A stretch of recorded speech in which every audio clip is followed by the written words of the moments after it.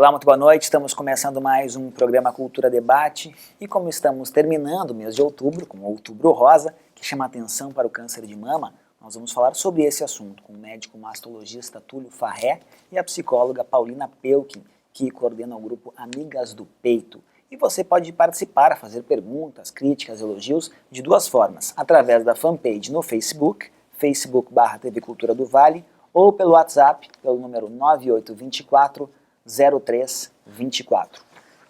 Ladies first. Boa noite, Paulina. Boa noite, é um prazer estar aqui com vocês. Legal. Boa noite, doutor Túlio. Boa noite, Leandro. Sempre é um prazer também poder colaborar e sempre poder trocar uma ideia também com um amigo velho. É verdade. Velho de longa data, Velho né? Para deixar bem claro. Paulina, me diz uma coisa. Qual é a importância, tu que já trabalha há tanto tempo com este tema e já conversa com tantas pessoas, qual é a importância de termos uma agenda como Outubro Rosa, por exemplo, que coloca o câncer de mama nas mais variadas rodas de conversa, nos estádios de futebol, as equipes, né, nessa rodada, por exemplo, do final de semana, muitas entraram ou de rosa, ou de alguma forma fazendo alusão a esse tema. Na verdade, a importância do rosa é a associação com a prevenção do câncer de mama, né? A gente sabe que quanto mais cedo for diagnosticado, mais rápidos, mais eficazes são os tratamentos. Então, tem se trabalhado com muito entusiasmo na divulgação da ideia da prevenção. Então, o rosa está associado a cuidado, a consulta anual, a mamografia, a autoexame e a importância de que a mulher tenha um olhar cuidadoso sobre a saúde da mama, né? A saúde a gente cultiva. Então, esse movimento, que é mundial, está nos estádios de futebol, está por tudo. Ele começou em 1990 e hoje em dia a gente vai aqui para o interior, a gente vê as grandes metrópoles. O rosa, o outubro, está associado a cuidado e a prevenção. Então, falar do tema é fundamental, é muito importante. É um processo contínuo, né, Túlio? Quer dizer, como a Paulina falava, é uma questão de bater sempre na mesma tecla, né? Eu acho que cada vez isso atinge mais pessoas e cria-se realmente uma cultura de, no mês de outubro, reforçar, é evidente que esse assunto tem que estar sempre na pauta, mas no mês de outubro reforça ainda mais e chama a atenção de pessoas que talvez não eram atingidas por essa informação anteriormente, né? Exatamente, e até para que as pessoas possam alcançar a informação de forma correta, para que a gente possa fazer uma desmistificação que ainda existe em torno da doença do câncer de mama, que o câncer de mama era muito associado com o fim da vida, com morte, com coisas irreversíveis, e hoje em dia a gente sabe que essa realidade ela não é mais assim. A gente possui inúmeras linhas de tratamento, a cirurgia, a quimioterapia, a radioterapia e todas essas linhas de tratamento cada vez mais modernas e menos agressivas. Então, todo esse trabalho de esclarecimento e incentivo às mulheres cuidarem da saúde da mama exatamente também gira em torno dessa desmistificação e da consciência de que existe a possibilidade de cura e essa possibilidade é cada vez maior em relação ao diagnóstico precoce. Então, é sobre isso que a gente tem que falar, reforçar sobre essa desmistificação de relação com morte e coisas irreversíveis, porque hoje em dia a gente sabe que não é mais assim. Uhum. Interessante, Paulina, isso que o Túlio diz, porque eu sei de várias pessoas que não gostam nem de falar a palavra câncer. Ainda hoje a gente vê, né, palavra maldita, né? Então não se pronunciava, tinha a coisa ruim, né? Não se pronunciava justamente aquela doença, né? Então a importância de se falar câncer de mama de uma forma tão leve ajuda muito que as mulheres façam sua prevenção. Sempre se ouvia muito frequentemente dizer a gente não procura porque quem procura acha, né? Então vamos deixar tudo aqui. Ainda especialmente hoje, os homens, né? Acho que os homens falam muito isso. Também, não é à toa que logo vem o Novembro Azul, né? Que é a ênfase na questão do câncer de próstata. Então, falar dos temas desmistifica, né? E acaba com aquela ideia de que um diagnóstico de câncer é uma sentença de morte. O que se escuta, né, é que às vezes é uma sentença de vida, porque as pessoas até após um diagnóstico tão impactante passam a saborear mais a vida, aderir mais à vida. E a perder o medo também, assim, uma postura de enfrentamento. É verdade, Túlio, que o câncer de mama é um dos cânceres com maior taxa de cura? tudo isto depende do momento do diagnóstico. Então, um diagnóstico que a gente faça no primeiro estágio,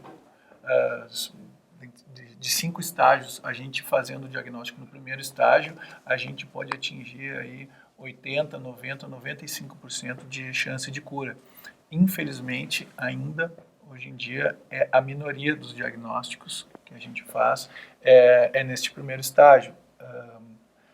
Toda essa discussão e esse momento do Outubro Rosa é exatamente para que a gente possa reverter isso, para que a gente possa cada vez mais oferecer essa possibilidade de cura, que é tão grande desde que o diagnóstico seja feito no momento correto. Então, acho que essa é a nossa luta. Este primeiro estágio é diagnosticado de que forma? O primeiro estágio seria um nódulo onde a paciente não sente absolutamente nada. É o grande alvo da mamografia anual. Muito mais, até não tirando o valor do autoexame da mama, mas com um valor maior em relação à mamografia, porque esta mamografia, uma vez por ano, é que ela vai fazer o diagnóstico deste nódulo não palpável, um nódulo clinicamente não detectável, somente pelo exame de rastreio. O nome exame de rastreio, ele já vem atrelado a ele exatamente isto. É um exame que é feito nas pessoas que não sentem absolutamente nada, assim como é feito no colo do útero, como é feito colonoscopia nos pacientes que têm a idade em que deve ser feito o exame, são feitos em pacientes assintomáticos. Então, um exame de rastreio é feito num paciente assintomático e dessa maneira é detectado o nódulo onde a gente tem a maior possibilidade de cura. E é justamente te perguntar isso, porque essa é uma questão interessante. Muitas campanhas são feitas no sentido de que a mulher faça o autoexame, mas cada vez mais os médicos têm alertado para o seguinte: sim, é importante que se faça, mas justamente o primeiro estágio é aquele em que não se consegue detectar pelo autoexame e sim só através de um exame feito por um médico. Exatamente, e daí a importância da mamografia anual. As pesquisas mostraram isso, porque se falava muito na importância do autoexame, e chegou um momento que chegou a acontecer uma inversão da verdade, no sentido de que as mulheres pensavam, eu faço autoexame todo mês, então eu não preciso ir no médico, eu não preciso fazer a mamografia, o que não deve ser encarado dessa maneira.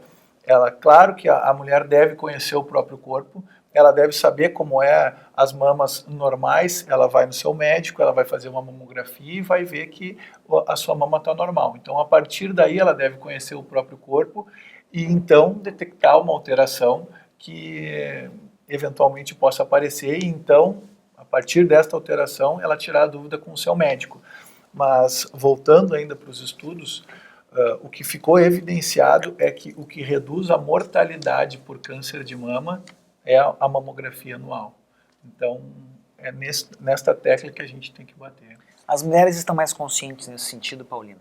Eu penso que sim, eu penso que a informação tem chegado assim com muito mais tranquilidade, né? Penso que a mídia tem ajudado muito. Acredito também que o trabalho de grupos, né, como o grupo que nós temos, hoje nós estamos na praça fazendo uma caminhada, uma movimentação para trabalhar sempre a questão da saúde da mama. E assim como o Dr. Túlio falou, uma coisa não substitui a outra, né? Então, a importância de poder se conhecer, até se tocar para a vida no sentido do cuidado também.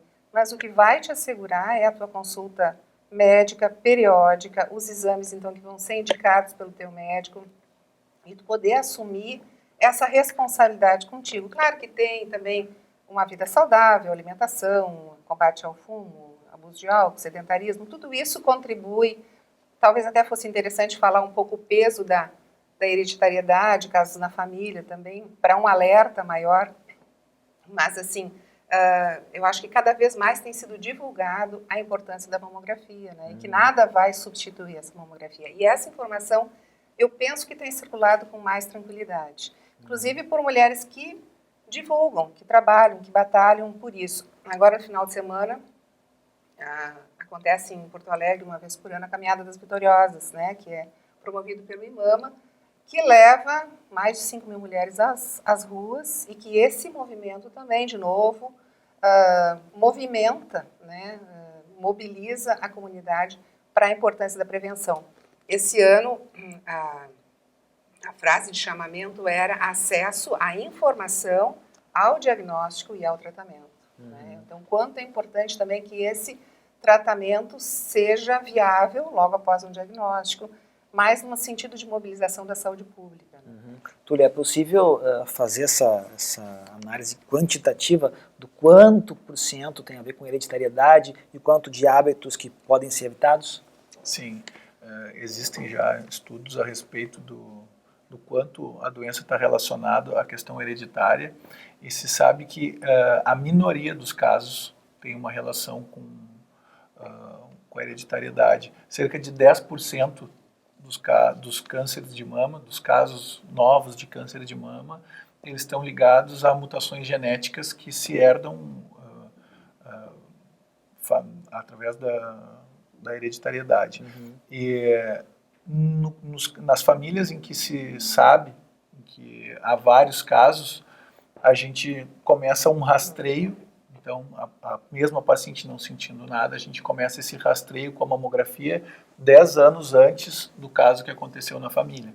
Então, se houve um caso de uma irmã na família que teve um diagnóstico com 45 anos, então as outras irmãs vão ter que começar a fazer a mamografia com 35 anos, 5 anos antes da idade preconizada, que seria 40 anos. Então, ela vai começar 10 anos antes a fazer este rastreio. Priscila Matias, muito boa noite. Boa noite, doutor Túlio, boa noite, Leandro, boa noite, Paulina. Acerca do que o doutor Túlio comentava sobre a importância do exame, a Mara, do bairro Ferroviário, pergunta, depois dos 40 anos, a mulher deve procurar o médico com que periodicidade? Então, essa pergunta é muito importante e eu acho que a gente tem que sair daqui com isso bem tranquilo e bem claro. Mesmo antes dos 40 anos, a mulher deve procurar o seu ginecologista uma vez por ano. Tá? E após os 40 anos, ela vai passar a fazer, além do exame físico, que o médico vai fazer o exame no consultório, e a partir dos 40 anos ela vai fazer também a mamografia. Então, isso deve ser feito anualmente. Doutor Túlio, é comum, não são todos os ginecologistas que acabam pedindo para as mulheres que têm menos de 40 anos e mais de 30 anos a ecografia mamária. Né? Qual o papel da ecografia mamária para essas mulheres que estão nesse grupo intermediário, o grupo ao qual eu me encontro, né? Então, não estamos ainda no grupo de fazer a mamografia, mas já se tem mais de 30 anos, então é esse intermediário.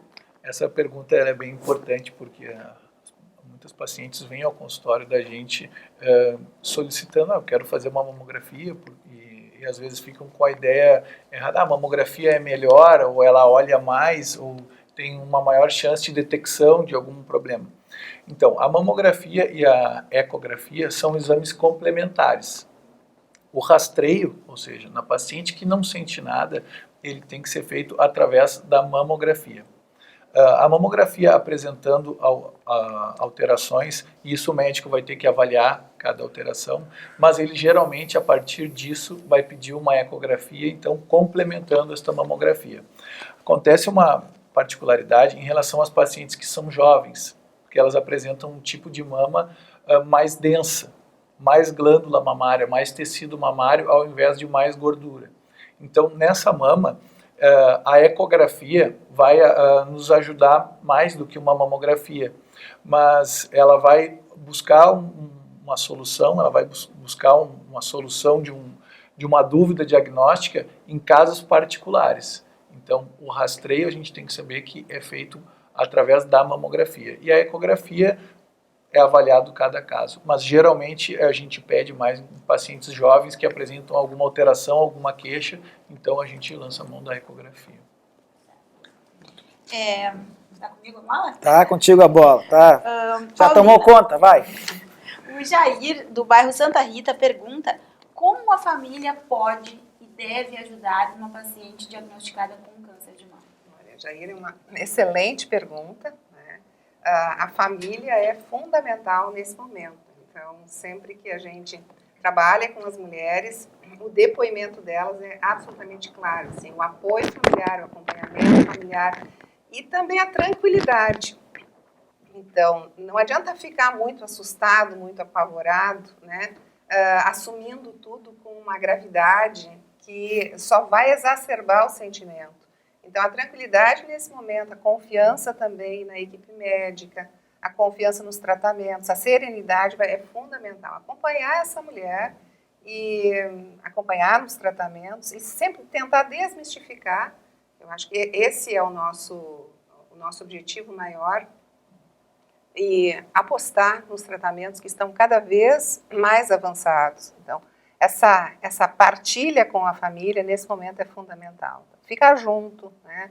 Participar, perguntar, conversar, né? É de fundamental importância nesse momento. Isso estrutura essa mulher. Aquele apoio, né? que a família sempre presta nos momentos que a gente precisa. Fundamental, né? Mas assim, sem susto, né? Sem medo, sem muitos mitos ao redor.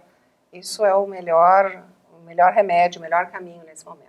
Perfeito. Vamos fazer o seguinte, vamos dar um breve intervalo, depois nós voltamos continuando a falar sobre esse assunto e vamos falar mais também sobre o grupo Amigas do Peito, né, que tem feito um trabalho muito interessante nessa área aqui em Montenegro. Então nós vamos a um breve intervalo e já voltamos com o programa Cultura Debate.